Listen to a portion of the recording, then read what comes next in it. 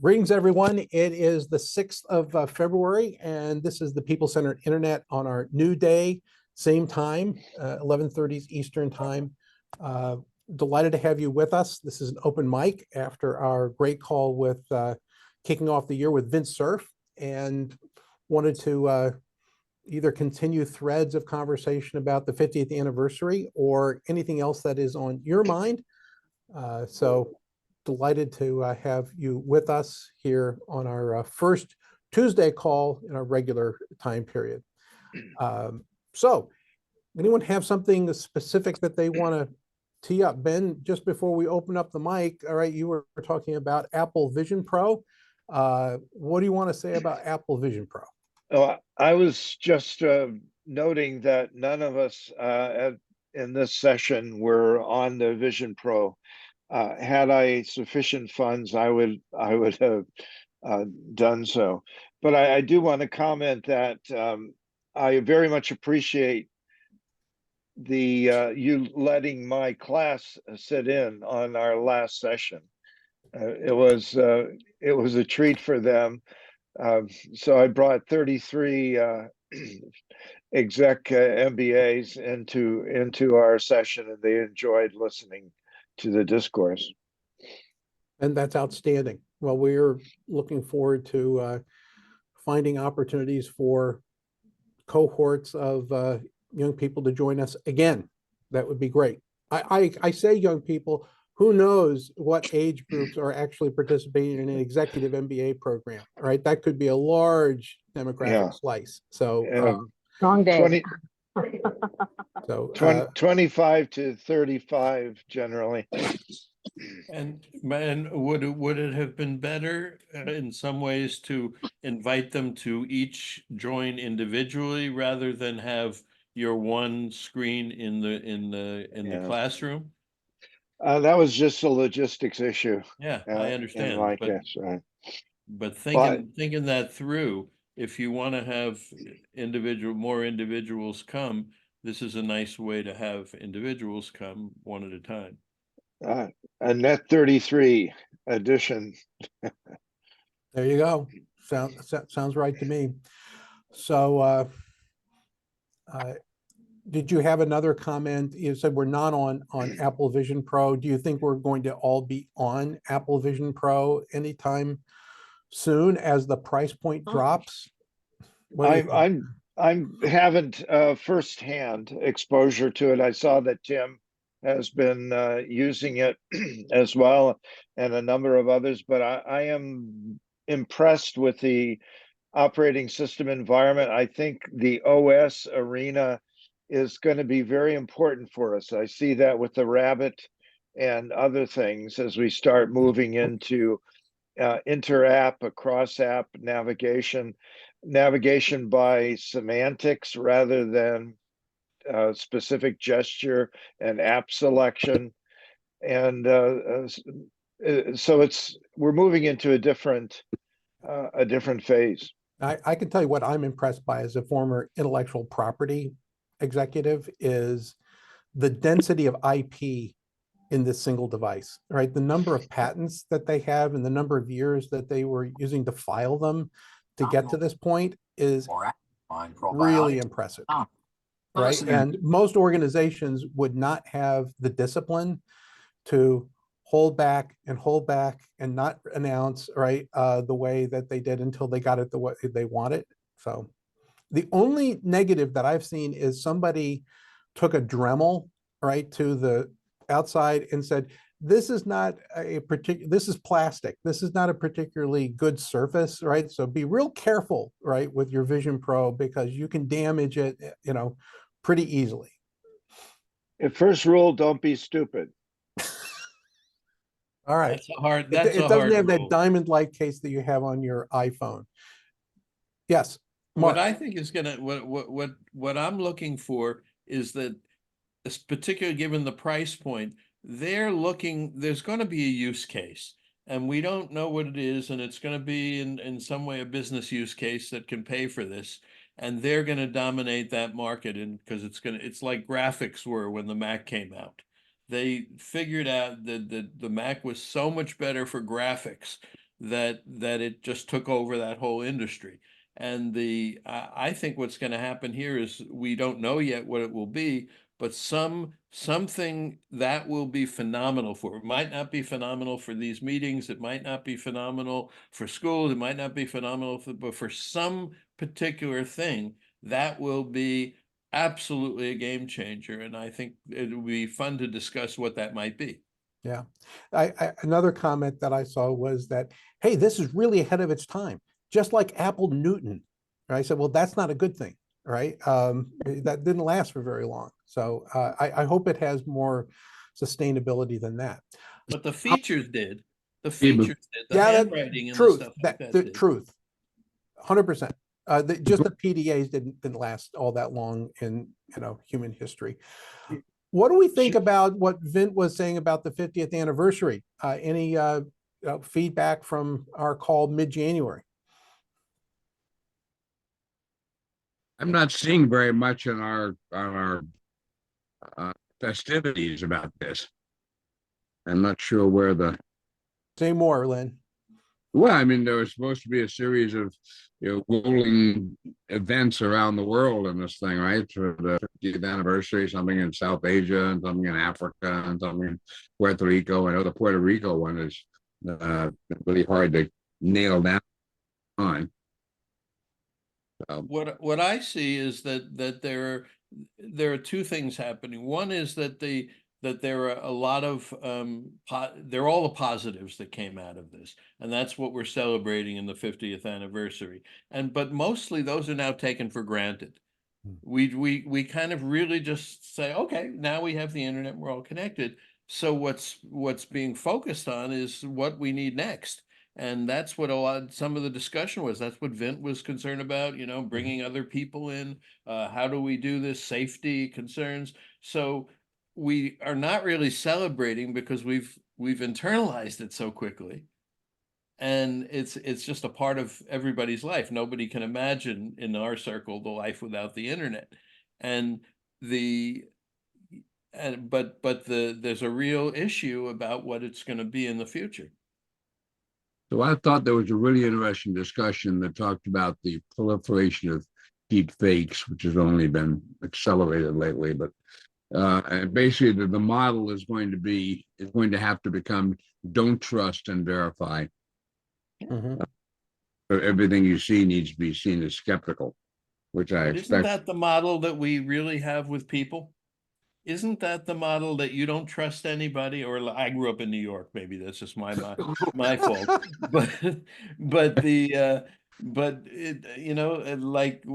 we didn't just say hello on the street. We didn't trust anybody until we knew who they were. What do you do? What is this? And so that's kind of expanding. Yeah, well, counter to that is, if you understand the physics of ballistics, is if you're not optimistic and aim above the target, you're not going to hit it. You will always miss, right? You have to aim a little bit higher, right, than where you actually want to go. Hello, Gary Krebs. We're glad to have you with us. We really enjoyed your talk, telling us about getting ready for disasters. So I create disasters every place I go. So there you go. Well, we're glad. I think that this was all courtesy of Lynn. So Lynn, thanks for introducing Gary to the community. Any news that has occurred, Gary, that we need to know about since the year started? Well, we're seeing a lot of really intense environmental hazards recently that are related to climate change. So I'm expecting, like, look what's happening right now in Southern California. I just saw a report saying that they're thinking about increasing the ratings for hurricanes, raising it to another level, to level 6 now, because the hurricanes are getting worse and worse. So I'm expecting that there's going to be even greater need for a quick and effective response, especially using information technology.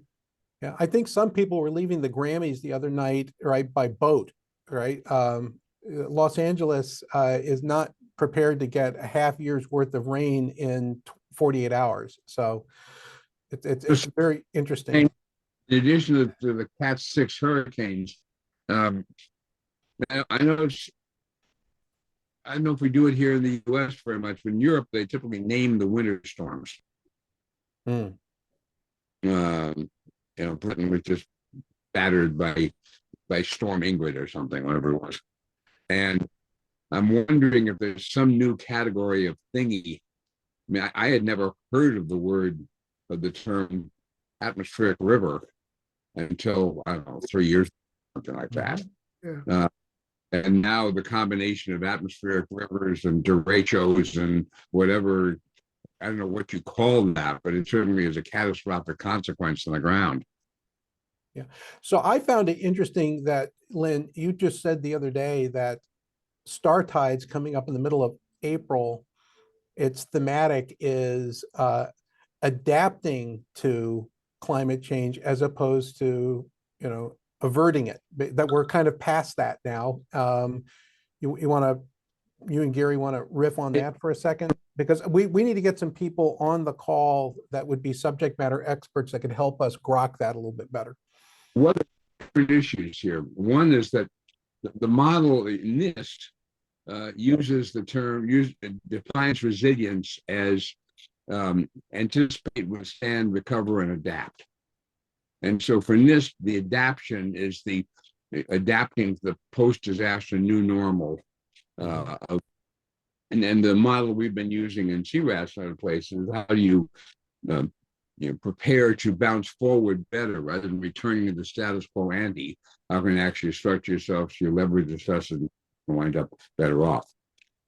What I've learned in the past month or so is that the international terminology now, which is being used by IPCC and NOAA, NASA, and all that, is that adaptation is juxtaposed against mitigation only, where mitigation is the prevention of additional greenhouse gases into the atmosphere, and adaptation is what you do, everything else you're doing because you know it's going to get bad. And it used to be mitigation were the things that building dikes and strengthening bridges and those sort of things before a natural disaster to cause it to a localized natural disaster. And now globalized, again, adaptation has taken on somewhat different meaning, which is things you're doing well before the disaster to recognize that they're going to happen and you need to be ready. So, I mean, 5 years ago, a lot of what's being called adaptation now would have been called mitigation. I love this notion of resilience, Lynn. I think that's so important to become more resilient. But it depends on information. It's all about preparation. If we can get access to relevant information about risks that are coming down the pike and know what we can do about them, know what's been done in the past, we can respond quickly. But we're so often left unprepared. It really fights against being resilient. We're always in a response mode rather than a preparation mode. If I can jump in, go ahead, Lynn. I'm sorry. No, go ahead. Jump in, Bruce. So I read something recently that that's absolutely in keeping with what Gary is saying and what Lynn is saying. It was something by Judith Curry that looked at the 1971 Bangladesh hurricane. And there were something like 500,000 people died in that damn thing. And yet by 1991, because we had advance notice of what was coming, that death rate dropped by 75%. So, I mean, that's that just shows you the importance of both foreknowledge and then using that foreknowledge to prepare yourself. So I think that technology is going to have a very increasingly important role in the way we respond to whatever changes are occurring in the climate. Yeah, and the sharing that takes place as a result of being connected. Right. I draw your attention, if I can, I just put in the chat an article I wrote 2 years ago called for young people. I said, "Hey kids, it's adaptation time." Saying that it's really time to start thinking about that. If you're a young person, some people will think about mitigation and maybe we can put that umbrella in space, but it's really time to think about adaptation, especially for people who live on islands and who live in places that will be affected. So Right. I look forward to your reactions. The Thanks videos, for the sharing that, Mark. That's why I joined this group. I get all this good information. I really like your comment about New York too. Being a native New Yorker myself, as I was growing up, every time I would go through the Midtown Tunnel into New York, I'd put on my New York face. The New York face is don't mess with me, you know? Yeah. Hey, I'm One of the- walking here. I went to high school in Manhattan, and one of the things I found just really interesting and sad, but in the months, I'm not sure how long it lasted, but the months after 9/11 is how nice New Yorkers actually were to each other. Yeah. Well, Once you get past that mean face, you find out they're really good people. We just have to it's so crowded, we had to push each other around to make space. well, no, but that is contradicted by visiting the more populated Tokyo, right? Where everyone is very, kind, very appreciative, right? Treat each other very decently. So it doesn't always spark the same outcome. Can I Culture interject is that, different. can I interject to that? I'd love to, that being married to a Japanese woman and Mhm. having now watched a lot of Japanese TV and seen Mhm. inside, the interesting thing about the Japanese culture is that they are very polite on the outside. They are not in the family and in the company. They scream and yell and at Yeah, each well, other like those are all crazy. based on the giri, the gimu, the ons, okay, of obligation toward each other. And I, recommend that you read Benedict's Chrysanthemum of the Sword, right? It's a very interesting way to understand that stuff. Doug, I saw you jump into the chat. Join us. Yeah, so I just was commenting that I'm going to be on a panel talking and with this group from Zimbabwe, talking about how AI can help with emerging technologies like AI in Zimbabwe. So I was doing some research from that perspective, and as we consider the impacts of AI in the United States, we also have to think about it in more of the developing world as well. And when I was with Motorola, I was focused on connecting the unconnected. And so I'm up in the chat. I found a really good article that was from LinkedIn about the people from Zimbabwe on what they think they need. What questions are they asking about AI? Because it's not about what we think about it, but is what are they concerned about? So that's one. And then the other one is here in the United States. There's a lot of activity on, the executive order from President Biden. There was an article by the Secretary of Labor talking about AI and jobs here in the United States. So that's something I've been focusing on. Yeah, Doug, my general sense, I mean, we had a great call with David Bray and Marcy recently. My sense is that the executive order is weak tea compared to what the EU has formally, put out and adopted, that we're playing a little bit of catch up here. What is your sense? Yeah, well, so in the EU, they finalized language. They have two more hurdles to get through, but by April it's supposed to go into effect. Everything's done and is now enforced. And then it's going to take there's 6 months for unacceptable the areas that you cannot do things in. If you use AI, you get big fines. And then in 2 years, there's, following the EU AI Act, and you can take, I think, up to 70% of your revenue. So like GDPR, Meta won its, the award for the $1 billion penalty for the GDPR. So it'll be interesting to see what penalties come out with the EU AI Act. And then companies have to decide, okay, do I comply to the act? Do I withdraw from the business, or do I roll the dice and hope I don't? And Dave, in his talk, when I asked about the GDPR, he says only U.S. companies pay GDPR fines. So it's kind of like maybe Europe is using GDPR and maybe EU AI Act to keep U.S. companies from competing in Europe. Anyway, that was Yeah. one of my takeaways from what David said. But all that said, Europe has their way of doing things. They're passing laws. Here in the United States, we have law. We don't pass laws around AI. We have lawsuits, right? And then the judges try to figure out, 50-year-old law, how it applies to AI and the internet. So we'll see what happens. I mean, last week, the Facebook and Mark Zuckerberg and others went before Congress and got yelled at about with children and social media and children and how to deal with that. And so we'll be interested to see what happens. And then of course with AI. So we'll see where this all goes. But bottom line is, to your specific point, the executive order does not have teeth behind it. But there's existing laws. Like if you violate copyright, you can get sued. If you use AI to generate child pornography, you can go to jail, right? So there's existing laws are in place that that you can still do bad things with AI and you can still go to jail or get fines because you're not following the process right. Understood. Gary, you just posted a comment in chat. I think the gist was vilifying AI as opposed to using it in some positive way. Say more.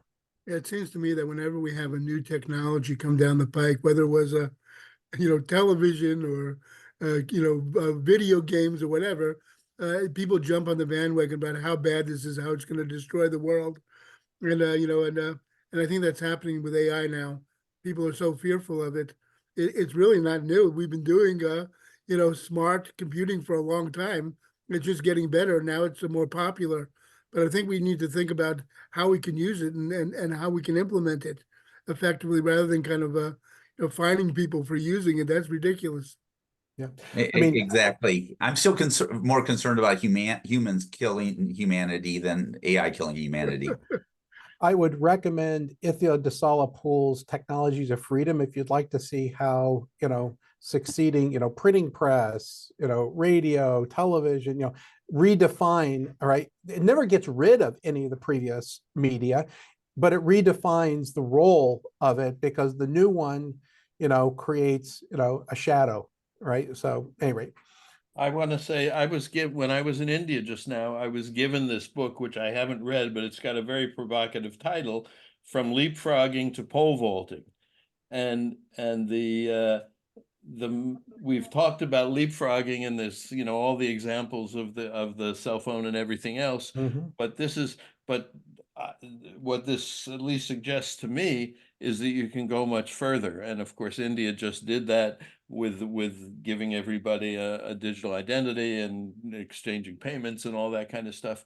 So I'd love to see this group, which is forward thinking, think about the sort of pole vaulting aspect of this kind of thing and have that discussion, which relates to what Gary just said. Yeah. So I see some new faces here. So I'm going to just see whether I can coax them out. I see Bill Dutton, right? Bill, I think you may have been on some calls before, but welcome. Where are you joining us from, my friend? I'm in Oxford, and it's sort of dinner time here, and my dog's barking, so it's hard for me to get on at this time. I'd like to just respond. I think that what's happened that's very different now is not so much law and policy, but the platformization of the internet. And platforms have been a gift to regulators, and because they don't know what to do, so they basically tell the platforms, do this or we will fine you big time. So this has been a game changer. I think the major game changer. I'm sure you think about that, but just want to mention that because I think it's not so much of an issue of whether copyright law or other things are new or different, but the ability of a government who has no clue about what to do or how to regulate the internet can simply lean on platforms to do this is they're just discovering this and they're going nuts. Who is going nuts? politicians and regulators. Okay, with the opportunity to exert power.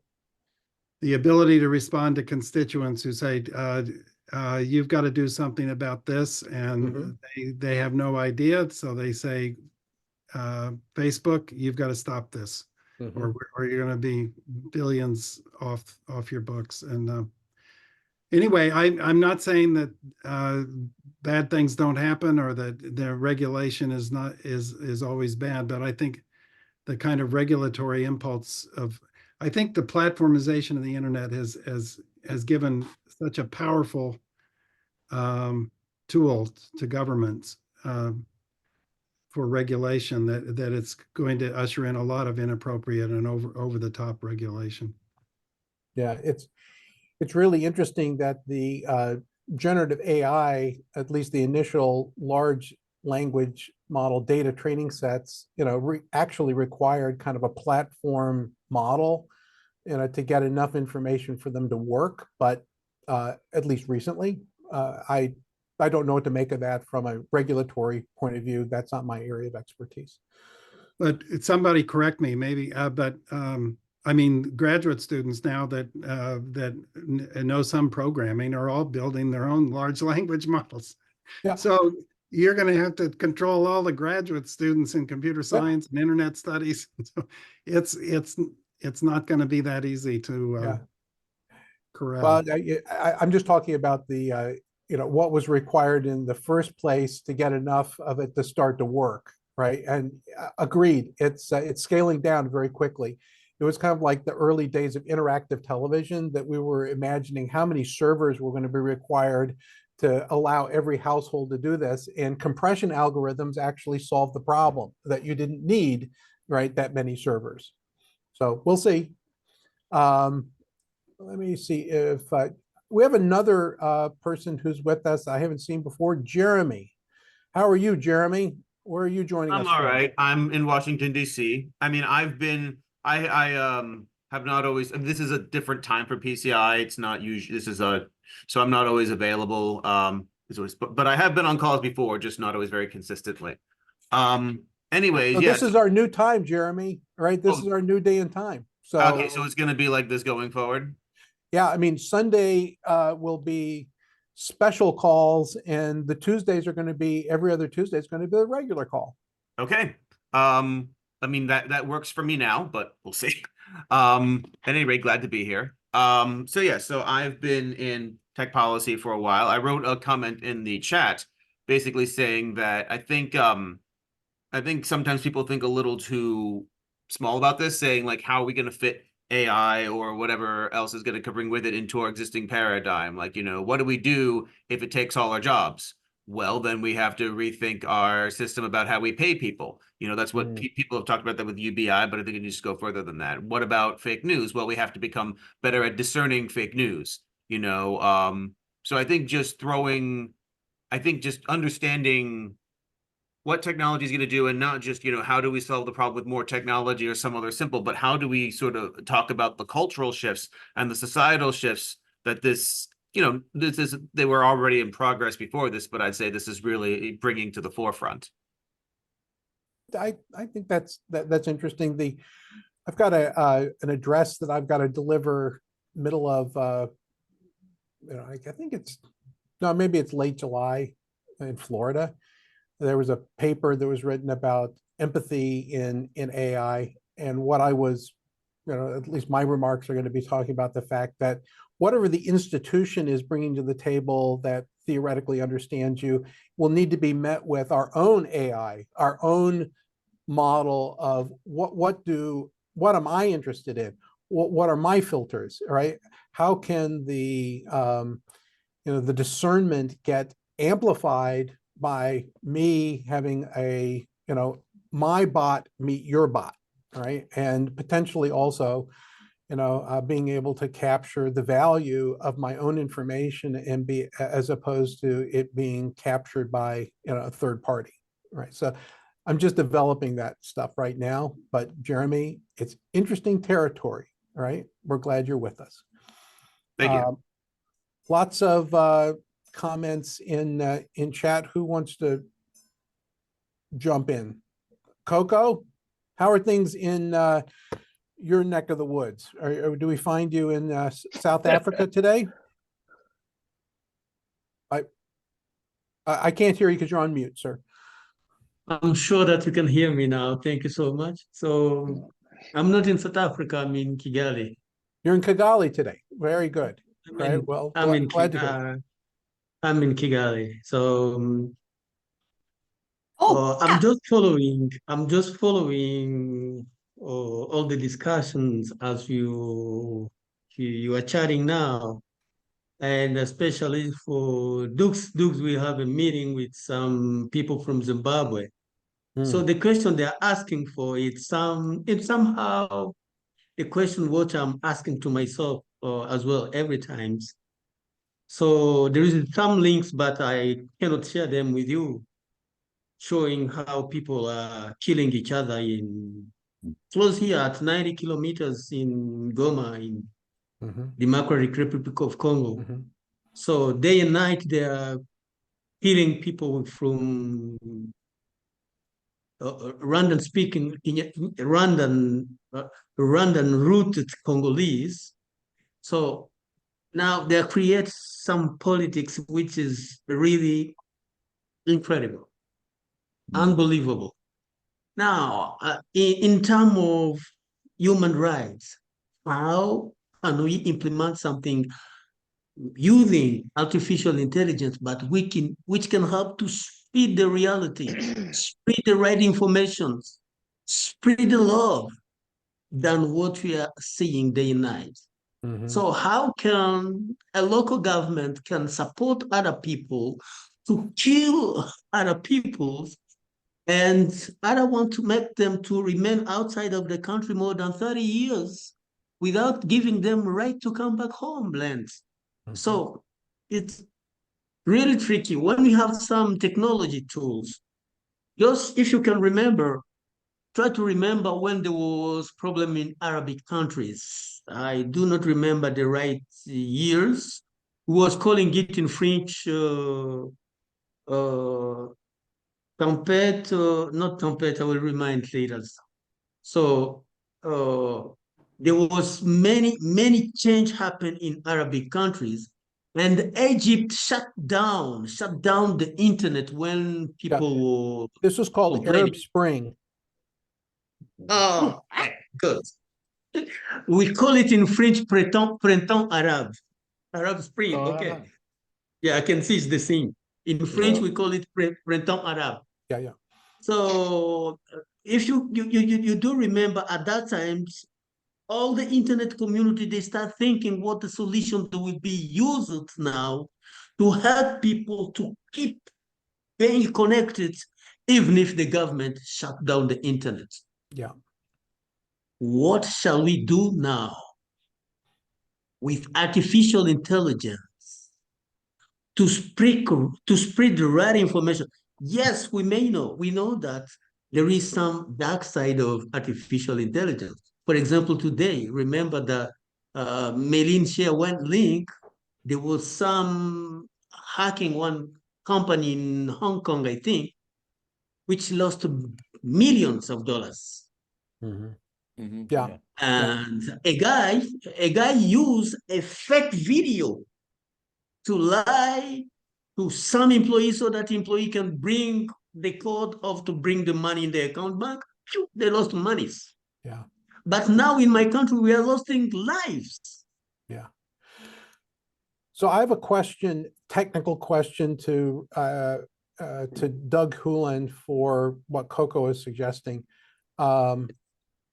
Isn't there peer-to-peer tech beginning to manifest that would allow, even if you shut down the towers, that you would still be able to, communicate, Yes, right, with your phone? exactly. That Yeah, seems to yeah. me to be It's the, phone to phone direct communication or yeah, mesh. I mean, because that creates a different cellular capacity, all right, across devices, right?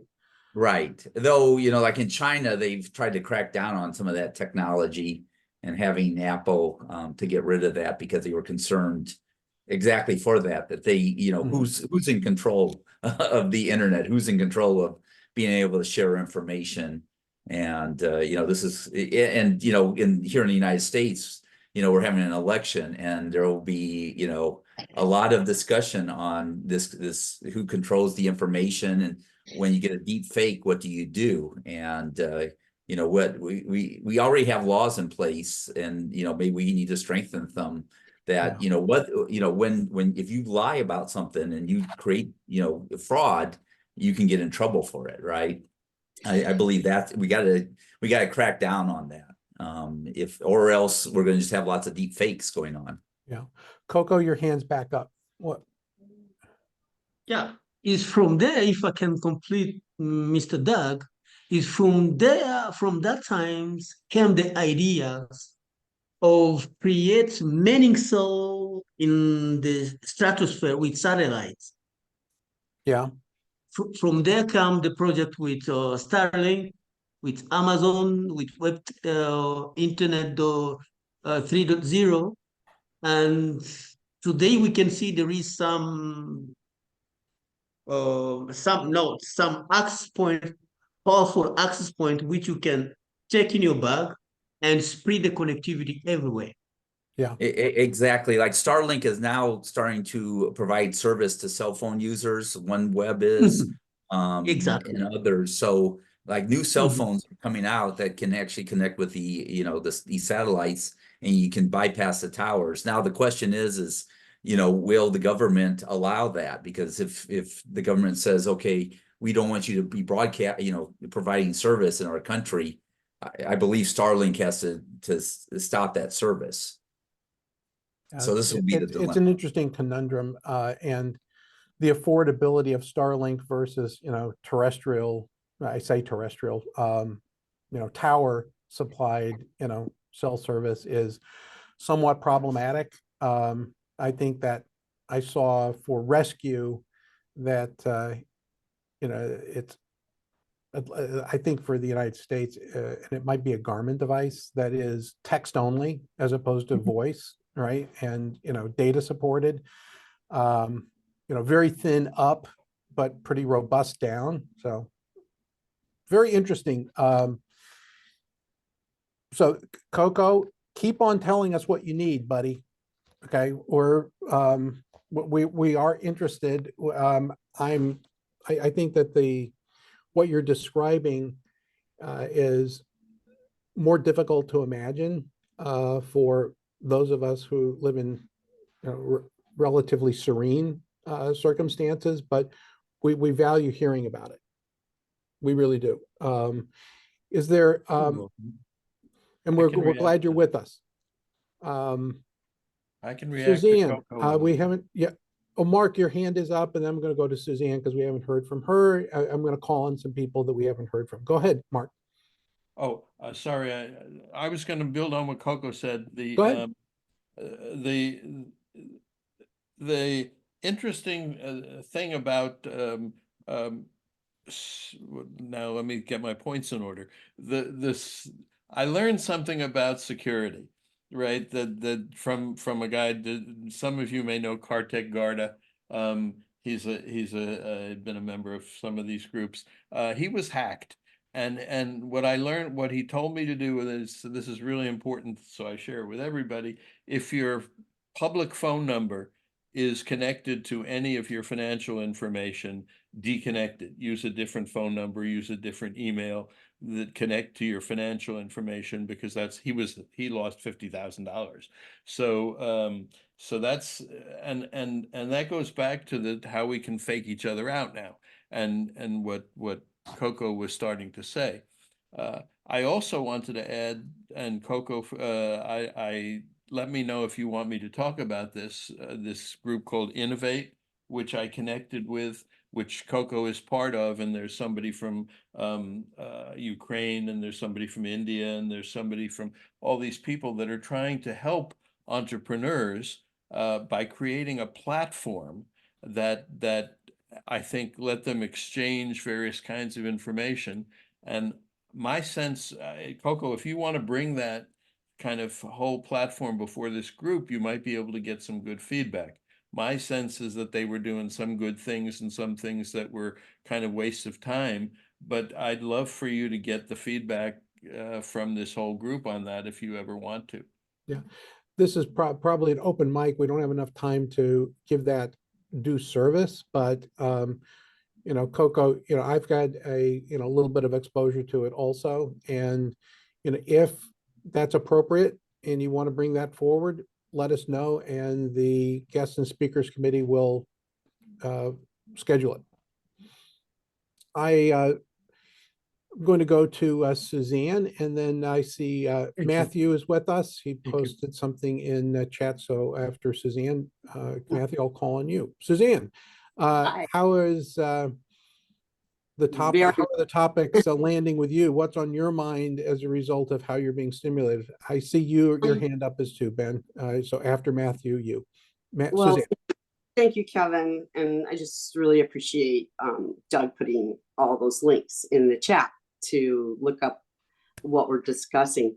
But I wanted you all to know I'm going to be participating in a next publication, a book, a textbook, and it's Advancing Technology or Advanced Technologies for Humanity. So to your point, Mark, you know, it'll be good to see how it could benefit society and what Coco brought up as well. So I'm really excited about it. I'm going to be focusing on a section that addresses biotechnology, biotechnology, and you know the intersection of biotechnology and AI and how it's advanced biotech. We're not going to invest a lot of energy on the threat part. We're going, you know, all of our previous books, you know, preparing for the worst. And yes, and so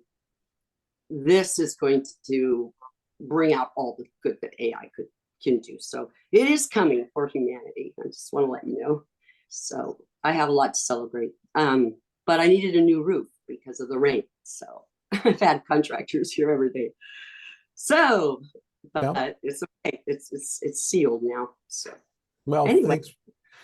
Thanks for sharing that. When you have a link to something that we can either buy, or you have a manuscript that you want people to review, you let us know, Suzanne. I will do that, and it will be the textbook will be free, and it's through Kansas State. There you go. Well, can't beat that price. Nope. Thanks, Suzanne. Greatly appreciate it. Matthew, how are you today? I'm well. Sorry I ended up arriving late. I had some other work calls. Less fun than this. No problem. Glad to have you with us. The link I had shared was just related to an application framework that's a little mesh friendly, or they're working on some of that stuff. Called Socket Supply Company. They have a thing called Socket Runtime, which is sort of like Electron or Towery. So you can build an app and deploy it to you know, Mac, Windows, Linux, Android, iOS, etc. Yeah, so that was it. In terms of stuff that I'm up to these days, I would love to actually, I don't know when, but soon, play alongside with all of you with some of the stuff in the holochain world, which is my day job stuff.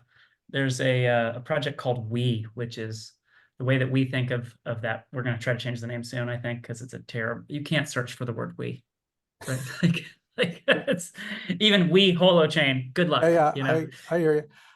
I just saw something, a holochain post that you're doing something with Rain language or Lang for smart contracts. Love that. All right. I was trying to get IBM to do smart contracts a long time ago, and one of our executives left to go over to DocuSign.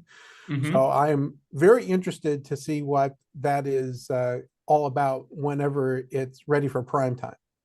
Well, that Rainlang project was founded by one of our core developers and our head of partnerships. So it's very much like the holochain. Yeah, I mean, it bridges to a lot of other projects, basically. But the We thing is more of like a social thing. It's kind of like Slack, but agent-centric, people-centered. And so what we're trying to do is to enable you to, hey, I've got a group context, and you can install little Yeah. applets. And there's built-in interoperability. So I'd love to play with some folks at some point with some of that. Matthew, we've got a question in chat asking, what's holochain? All right. Sure, And I will tell people before you get into it that people hear about blockchain. That's like a brand name of digital ledger technologies. It's a very specific instance of a whole range of things. And holochain, from my perspective, has a different agreement structure that is non-centralized. So Matthew, say more. I'm a big fan. I run a HoloPort right here. I don't actually program on it, but for the benefit of the community, I run a HoloPort so you guys have capacity. So there you go. Tell us about it. Yeah, I'll try to keep it short because I don't want Ben to not be able to speak before he has Ben to is going run. to speak. But Holochain is a free open source framework for building peer-to-peer applications. So meaning apps that run using just the devices of the users themselves. It's not a platform. There's no big, one big Holochain. It's a way to build applications, and each app is its own separate encrypted network being run by just the participants themselves. Currently, it works on Mac, Windows, and Linux. There's some folks who've gotten Holochain applications working on Android and iOS, but it's not like robustly supported yet. We don't have a revenue model for Holochain itself. We're not planning to. It's hey, we're trying to change the world, right? That's an Art Brock thing. That's right. It's an Arthur Brock and Eric Harris Brown. Those are our two technical co-founders. And then the last thing I'll say is the HoloPort thing that Kevin referred to is a separate but related project that is owned by our larger nonprofit. And that's basically a peer-to-peer web hosting marketplace so that when people build these fully peer-to-peer apps, they can have anybody interact with those applications, not just early geeky crypto adopters or tech adopters, because folks like Kevin will be going, hey, you can use my little device, whether it's his box that he purchased or eventually, hopefully soon, their own spare capacity on their laptop or desktop to serve websites or mobile apps to those folks so that, grandma can book a room in the Our B&B application without having to know anything about peer-to-peer stuff. That's basically it. Thanks for sharing that. Anytime you want to also share more as a topic, and bring Art with you because he's a great spokesperson for the cause, and he has been on PCI before, more talking about currencies, right? And the fundamental nature of currency as opposed to it not just being money, right? That it's a flow of resources I think is always interesting. So thanks for being with us, Matthew. It's good to see you, my friend. Ben, hand up. What's going on? Yeah, first of all, I apologize. I have to leave at the bottom of the hour. As I mentioned, we're coordinating with the HBCUs on AI.humanities initiatives that create sort of a singular pathways for individual development of the schools with sort of branded teams. But I wanted, first of all, related to Matthew's comments and the issue of the holochain. I'm curious about the immutability. If you don't preserve or establish immutability, you raise a challenge to the value for digital assets. Digital assets, by their nature, are enormously abundant, and the only way we can create value for them is by establishing a scarcity. And that scarcity is based on the immutability that's offered by the historic change. So as you evolve, I hope that there's some maintenance of immutability as a core principle that's as a service availability to that. And I feel free to comment on that as well. I wanted to drop Is one there, cool, let me last. interrupt you for 1 second. Is there a Please. reference on that, Ben, that you can Uh, post that, because I've never heard of immutability. All right, I will dig something out, but you just take a sort of a trivial example in past in the NFTs, and any of the NFTs is eminently replicable. Its only established value is by creating a scarcity associated with the immutable record. So Krista Kim creates Mars House, sells it for $500,000, but she embeds a smart contract that says anytime it's sold, she gets 10% of the gross revenues on it. So it's the established immutability of the record that protects the smart contract, that protects the assets, individual recognition, individual nature. As we move into a world with digital assets, we have to be very concerned about that abundance versus scarcity issue on it. I wanted to drop one last thing, and that is, I hope we don't lose this moment. The 50th anniversary is an opportunity to reflect on the lessons of this 50-year journey with the TCP/IP and its future projection. But also, it is so timely to the emergence of new forms and proliferation of distributed intelligence. And as AI evolves, GAI, and our various forms of walled gardens and distributed intelligence, that I hope we take our lessons from our 50-year journey and reflect on how we can better manage the next 50 years of this realm of enhancement. All right, Ben. Well, we're going to be working on trying to get some people to the table to talk about just that. You know, some of the TCP/IP pioneers beyond, the usual suspects. So let's do something about that, my friend. One of the, I think the first person I called on during the call with Vint was Frank. Frank, we're glad to have you with us. Any comments that you want to share with us today? We're about to go into our second half, our overtime, but I'm glad to have you with us. Yeah, I do have some comments. First off, the brain trust of PCI is amazing. I've learned a lot over the past year or so. I've gone from a novice to being a novice with AI to being rather intrigued with the many different emerging dimensions. Briefly, I'd like to recommend we not bother about a 50-year projection. That's impossible. The next 5 years are going to be pivotal with AI. And what I'm noticing is there's a 65 billion broadband initiative. Everybody has to get broadband. It's all about connectivity, not about what people do with it, which has always been my emphasis for 4 decades.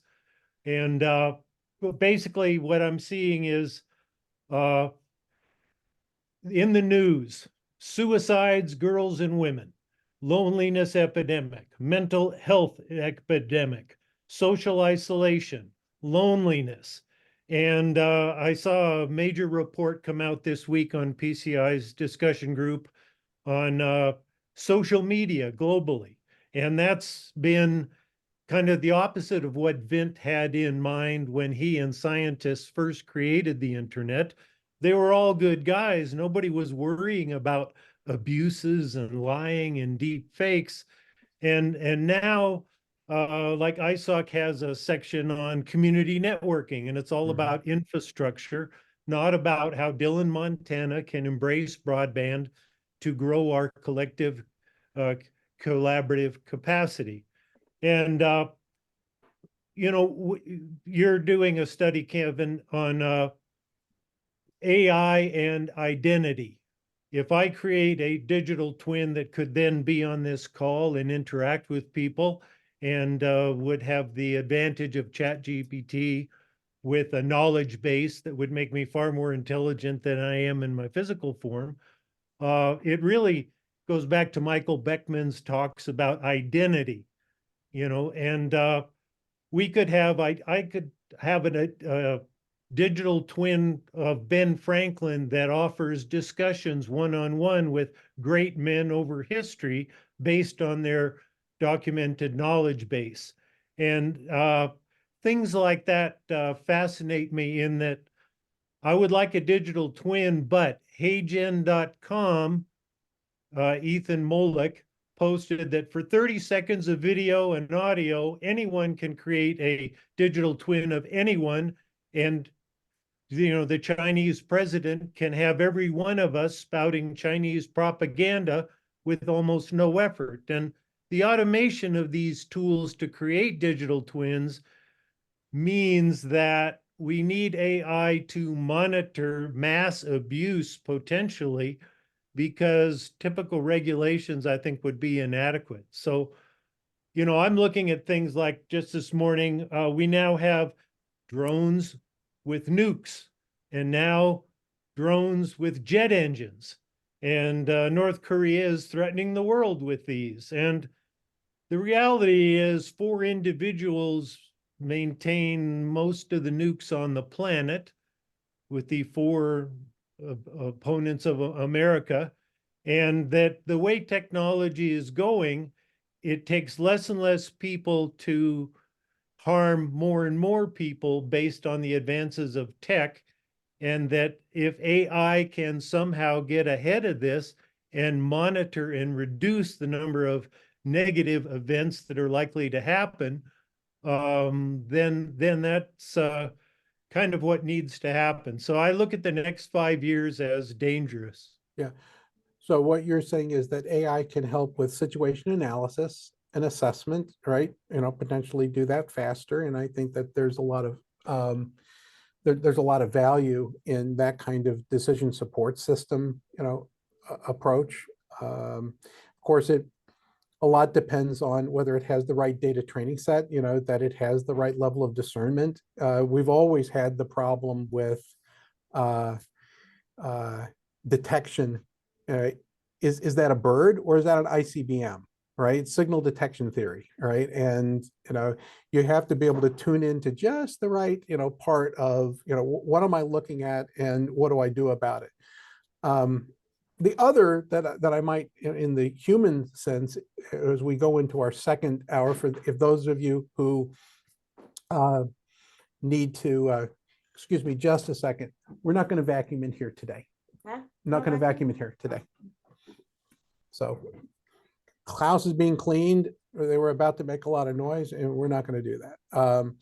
So, when you think about the people that we recruit into the military, is we were looking for able-bodied people. We were looking for young people, right? That could go and physically, do combat. Now, with somebody with a joystick, has the, capability of a battalion, right? At the tips of their fingers. So you don't need able-bodied, you need able-minded people, right? And what we've said to the DoD is, you may want to start recruiting a little bit later in life, right? When the prefrontal cortex is fully formed, right? And you have better thought about judgment, because the young people, while their twitch, agility is really good, they need to have good judgment too, right? To have that much power entrusted to one person. So it's just something to think about. That is an active consideration right now. And the fact is that a military that is approximately 1/3 the size of the one that we have right now will be able to accomplish similar missions, right? Because of a lot of remoteness, a lot of AI, and a lot of drones. So with that, have fun. Thanks for sharing that, Frank. It's we have a lot of challenges ahead of us. Mark, your hand is up. We're in our half hour of overtime. So glad to have you with us. Yeah, thanks for sharing that, Frank. It brought me back to something that I was thinking about earlier, which is one of the problems that's emerging in the Middle East and pretty much everywhere, and I guess has always been with us, is how do we let the people who want to fight, and preserve the people who don't want to fight, the so-called innocent civilians. And a spark just occurred. I wonder if AI in any form could help with that. Yes, Kevin, do you have? No, I was just saying goodbye to Ben, so go ahead. Oh, you're saying goodbye to Ben. Okay. So that was just kind of thinking of where can we use this stuff, going back to the AI and humanity and all these kind of things. What are the kinds of problems? We'll never stop people from fighting, I don't think. We'll never, there are always going to be people who make weapons and want to kill each other and disagree and all this kind of stuff.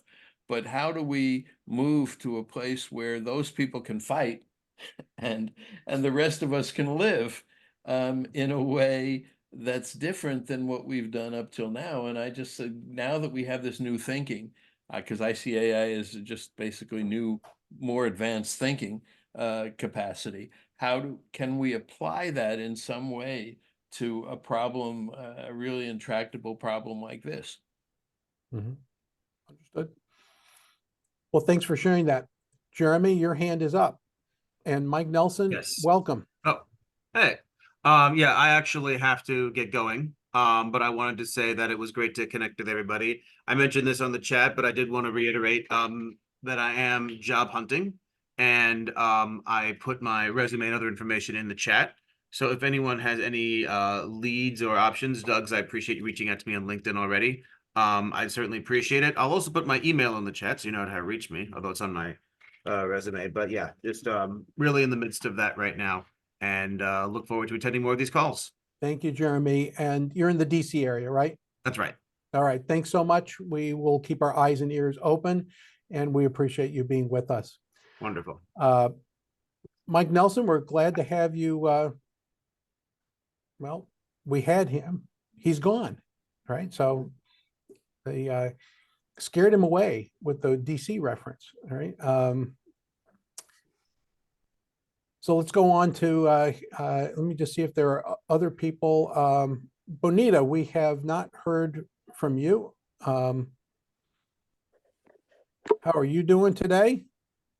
Thank you. I'm on the road, but between things, and I'm really appreciating this conversation because at the university, of course, we're in the midst of so much engagement with what's the role of AI in teaching and in learning and papers. And I really appreciated hearing the ability of students to be able to create their own bots, because, for instance, in my class, I want the students themselves, their experience to be in the papers, the qualitative data, which the engineering students aren't usually used to using. So it's interesting to hear how this could be integrated into their personal bots. And I'm excited about it, but it's sure challenging. And thank you so much. Well, it's people like Ben who dropped off that instead of trying to find ways to curtail AI use, he's saying, all right, you've got an AI assignment, all right, here, you must use it, all right, and you're going to have to show me that you're using it in a sophisticated way, all right. I think that that's probably a better approach, right, is to embrace it and get people to use better discernment on what ways to use it to enhance your capabilities. But we'll see it. It's an interesting time, Bonita. Thanks for being with us. Yeah. And I wanted to Thank put you. a shout out here at this moment to say Schneider Alfonso is with us. Schneider is a integral part of PCI, and Casey Komlosky has been the person who has helped steward these calls.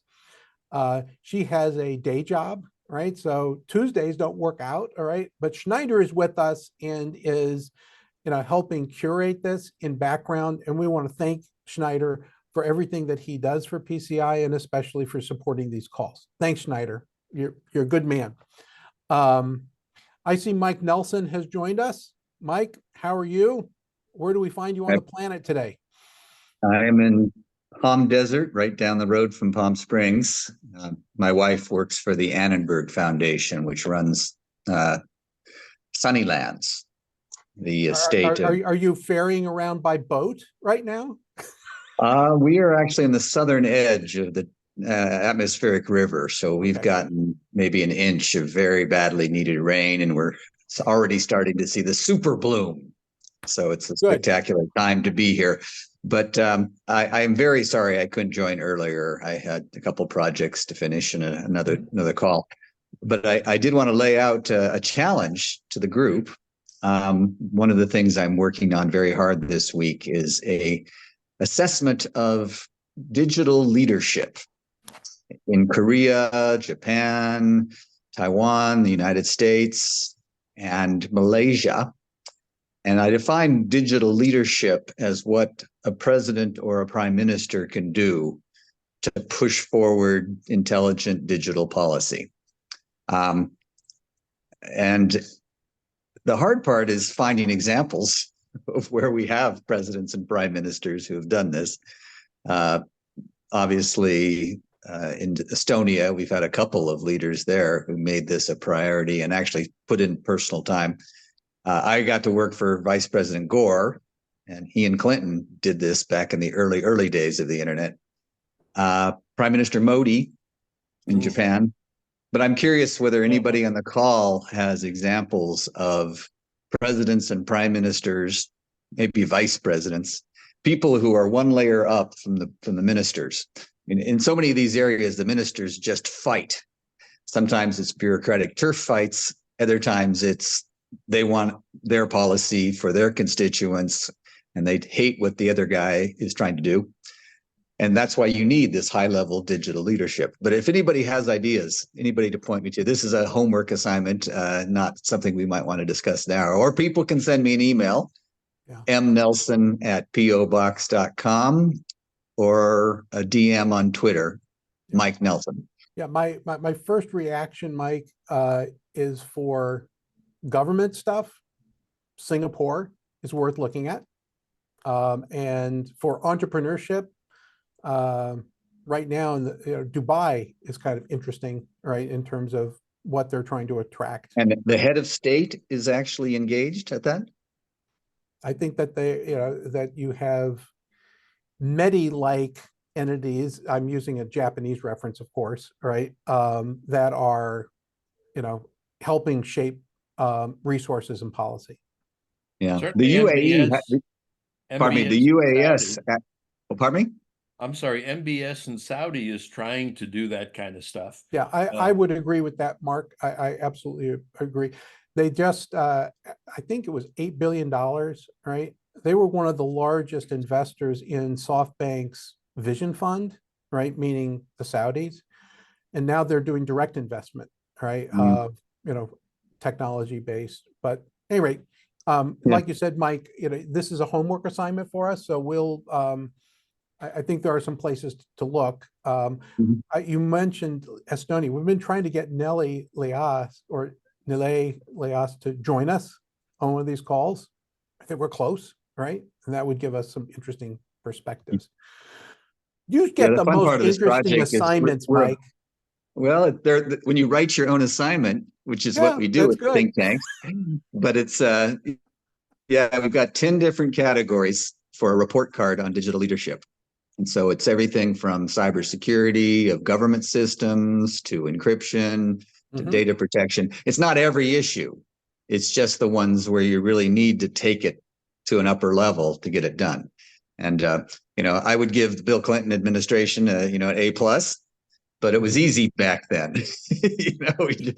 We had a few $1 billion at stake, and now we have tens of trillions of dollars in the global digital economy. So it's a lot more challenging. Yeah, I mean, we've gone from, I really don't know when we crossed, this threshold, but most of the value that's being economically defined right now is being created in intangibles as opposed to stuff that you can hold in your hand, right? And so the my corollary to this, which we should have another discussion, is that at the moment that happened, accounting got broken.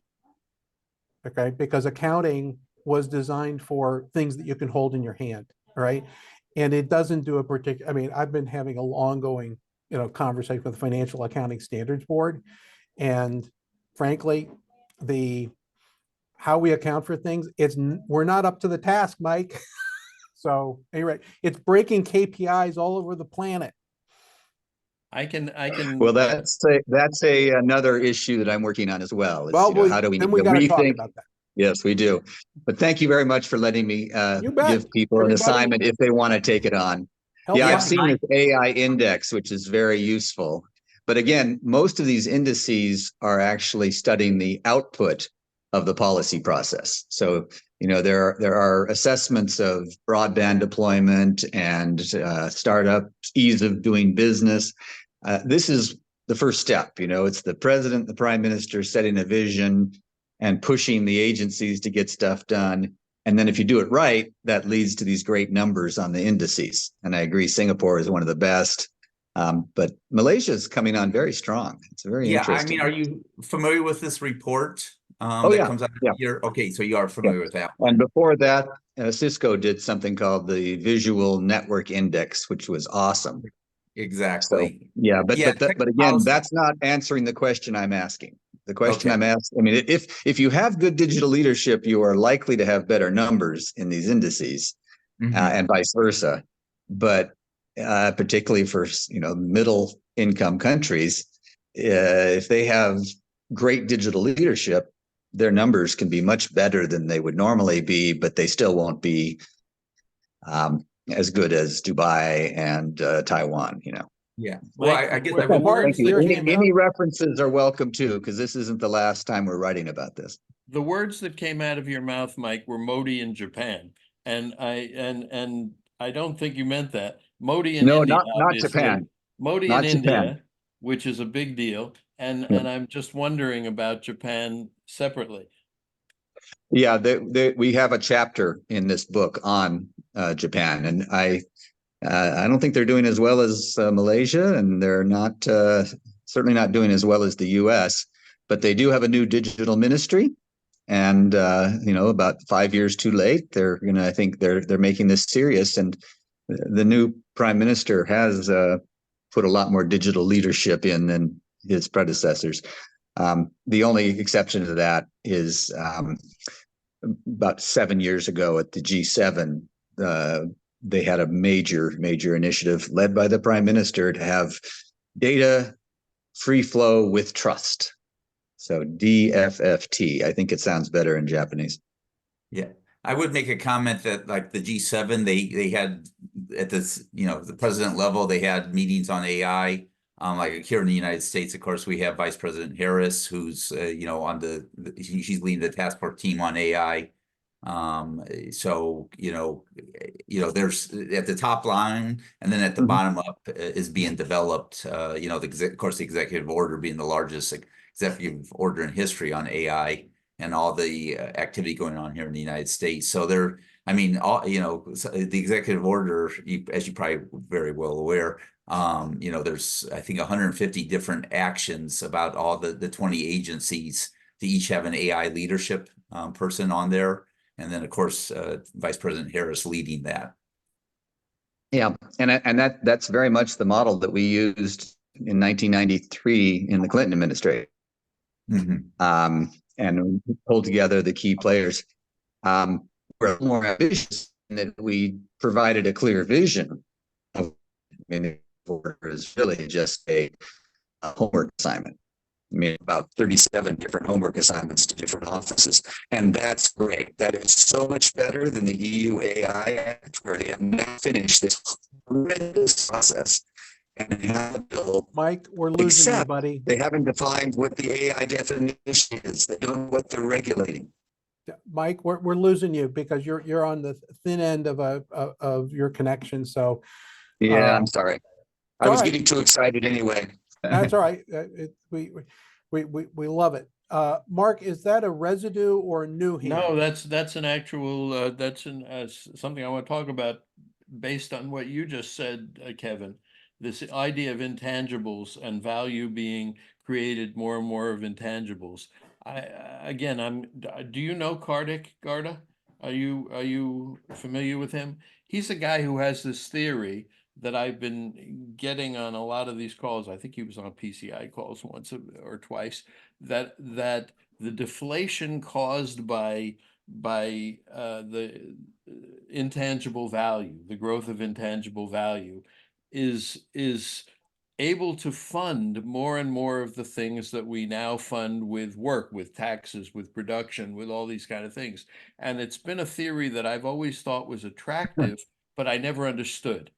And he literally thinks that we can stop paying taxes, and if technology continues growing, we can stop paying taxes and we can give UBI to everybody. And so I'm working with him to try to understand this, to wrap my head around these theories, which are complex.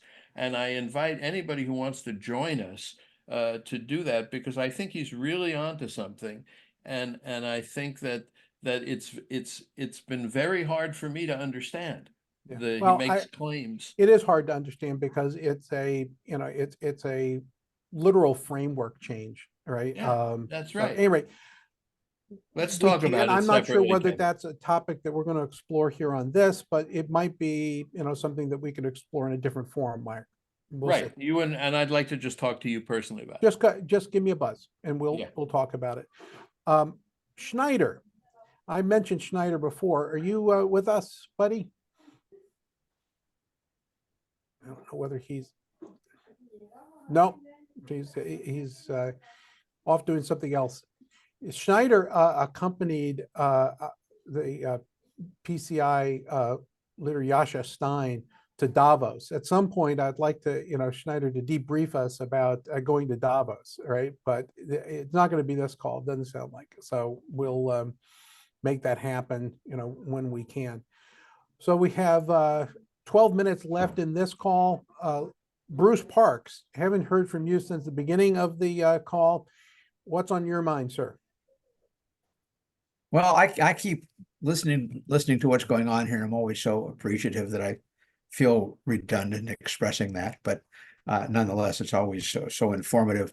But the thing that is on my mind, you and I have spoken about it just a bit casually, and we've talked about the anniversary of the internet, and I really want to do something with creating a documentary around that, bringing in people. I talked to Doug about it and others, Mark. I really think that's something that's important to do, but that's completely off the subject at the moment. That's why I thought I'd just leave it sit. Yeah, you've started a conversation with some people I introduced you to, so Right. that is still happening. And in a couple of weeks, I talked to the design director of Content Evolution, one of the organizations I lead, Right. Jim Kwolek. And Jim is putting the finishing touches on version 1.0 of the internet timeline, right? An infographic that will show, the beginnings, the precursors to what the internet was from a technology standpoint, when it actually is birthed from Vince's point of view, and then, what happens logarithmically from today 50 years into the future in terms of some, key prognostication. So it'll be an interesting infographic. It'll be living, it will not be done, right? We're simply going to have to host it in a place where it can continue to, people can append things to it, but it's a start. And I thank everyone who added value to giving us inputs, and we'll be unveiling that pretty soon. Wonderful. All right. Any thoughts, ideas, topics before we close up here?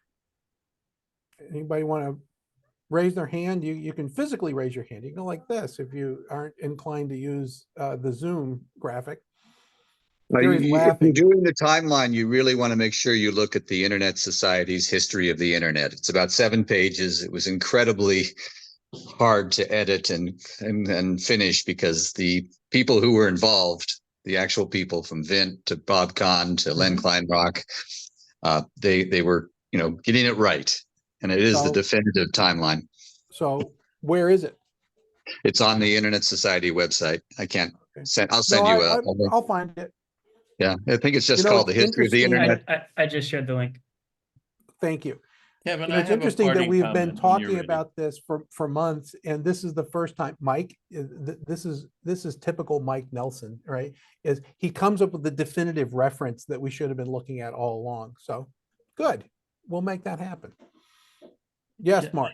I maybe this is a closing comment, but I'm increasingly coming to the understanding that the third millennium that we are entering into is really different than everything that preceded it, the second millennium, where we did everything like from writing books going way back in the second millennium to, we go back to Aristotle and we go back to all these fancy books.